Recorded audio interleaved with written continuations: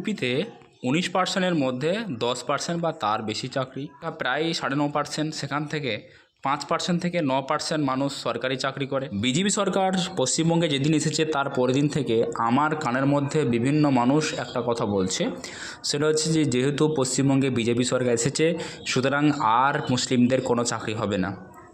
আমি বলে দিচ্ছি যে অবশ্যই চাকরি হবে। আমি পার্শ্ববর্তী যে সমস্ত রাজ্যগুলো দীর্ঘদিন থেকে বিজেপি সরকার রাজত্ব করছে, মানে রাজ্য চালাচ্ছে, সেই সমস্ত রাজ্যগুলোর ক্ষেত্রেই আমরা দেখছি যেটা যে সেখানে কিন্তু যত পার্সেন্ট মুসলিম রয়েছে তার থেকে বেশি শতাংশ, তুলনামূলকভাবে পশ্চিমবঙ্গের তুলনায় বেশি শতাংশ মানুষ কিন্তু সেখানে চাকরি করছে। একটা কারণ হিসাবে আমি কয়েকটা রাজ্য এখানে তুলে নিয়ে এসেছি। তার মধ্যে প্রথমে দেখিয়ে দিই যে 2011 সালের যে গণনা সেখান থেকে আমরা দেখি সেখানে 27% মুসলিম পশ্চিমবঙ্গে বসবাস করে। তার ভিতরে 5.7% থেকে 7.8% মোটামুটি সরকারি চাকরি করে মুসলিম সম্প্রদায়ের মানুষ। এটা এআই থেকে নেওয়া হয়েছে। এআই নিয়েছে কোথা থেকে?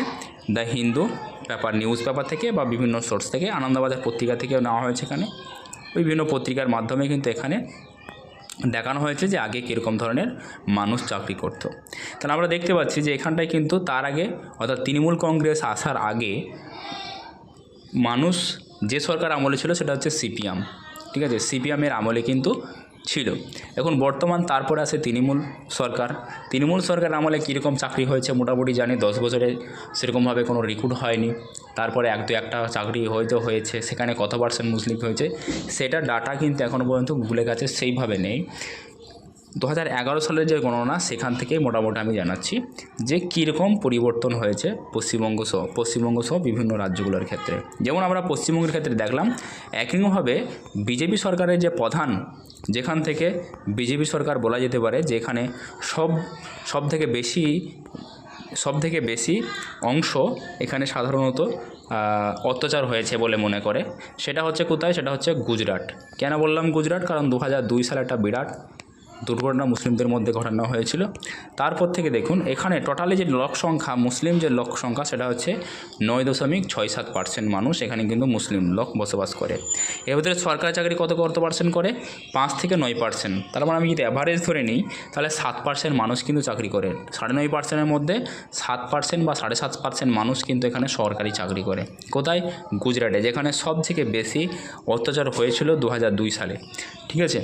এছাড়াও যদি গুজরাট বাদ দেই, যদি আমরা ইউপি দিকে দেখাই, ইউপিতে যোগী আদিত্যনাথের সরকার, তো সেখানেও বলা যেতে পারে যে সেখানে মুসলিমদের ওপর প্রচণ্ড অত্যাচার হয়েছে বা অত্যাচার হচ্ছে। এই ধরনের কাজকর্ম কিন্তু আমরা প্রায় শুনে আসছি।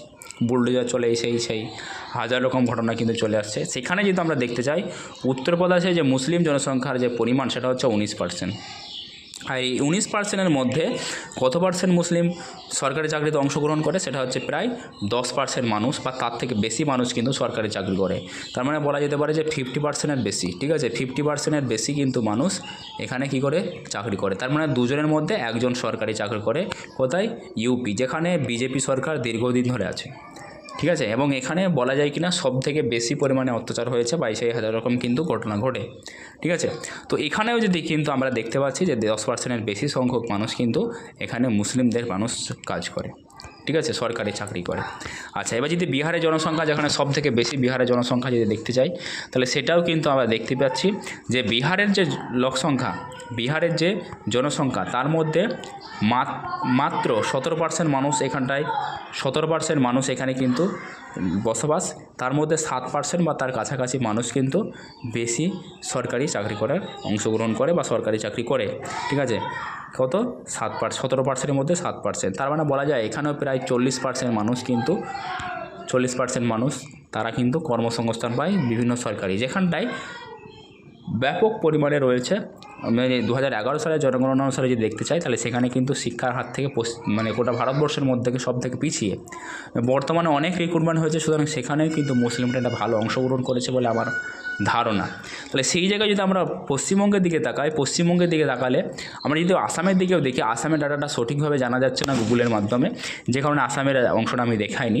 আসামে প্রায় 34% মানুষ কিন্তু সেখানটায় বসবাস করে, ঠিক আছে। 34% লোক, মোট যে জনসংখ্যা তার ভিতরে সম্ভবত 34% মানুষ কিন্তু সেখানে মুসলিম 34% মানুষ কিন্তু মুসলিম রয়েছে আসাম ঠিক আছে, এটা গুগলের ডাটা বলছি, এবং 11 সালের জনগণনা অনুসারে সেই জায়গায় যদি দেখতে চাই তাহলে সেখানে কিন্তু আমরা যদি দেখি তা সেখানেও প্রায় 34%-এর মধ্যে 17% বা তার বেশি সংখ্যক মানুষ কিন্তু সেখানে চাকরি করে, ঠিক আছে, সরকারি চাকরি।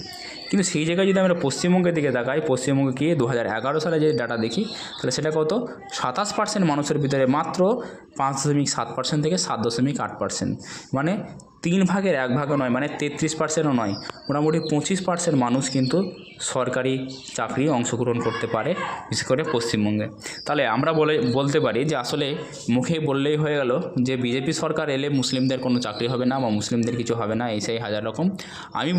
আমি দায়িত্ব নিয়ে বলছি যে বিজেপি সরকার আসার ফলে মুসলিমদের অনেকটা উন্নতি হবে বলে আমার মনে হচ্ছে, ঠিক আছে, মুসলিমদের অনেক উন্নতি হবে আমার মনে হচ্ছে, ঠিক আছে। সুতরাং কোনো রকম টেনশন বা পেরেশানি করার কিছু নেই। আমি সকলকেই বলবো, সমস্ত স্টুডেন্ট, মুসলিম বা অন্যান্য ধর্মের যে সমস্ত মানুষ রয়েছে সকলকেই বলবো, মন লাগিয়ে পড়াশোনা করুন এবং ভালো মতো পড়াশোনা করে আরও নিজের উন্নতি করুন এবং দেশের উন্নতি করুন, হ্যাঁ, সমাজের উন্নতি করুন।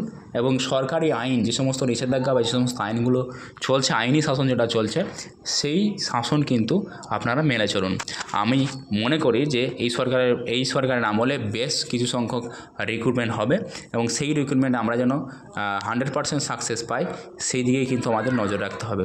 তো ভিডিওটা আর বেশি লম্বায়িত করছি না, আমি সকলকে মোটিভেশন দেওয়ার জন্য সাধারণত এই ভিডিও নিয়ে এসেছিলাম। বিশেষ করে কয়েকজন আমাকে এই প্রশ্নটা বারবার করছে যে আর চাকরি সম্ভব নয়, যেই কারণে কিন্তু আমি এই ভিডিওটা তাদেরকেই জবাব হিসাবে দিচ্ছি, তাদের সঙ্গে সঙ্গে আমি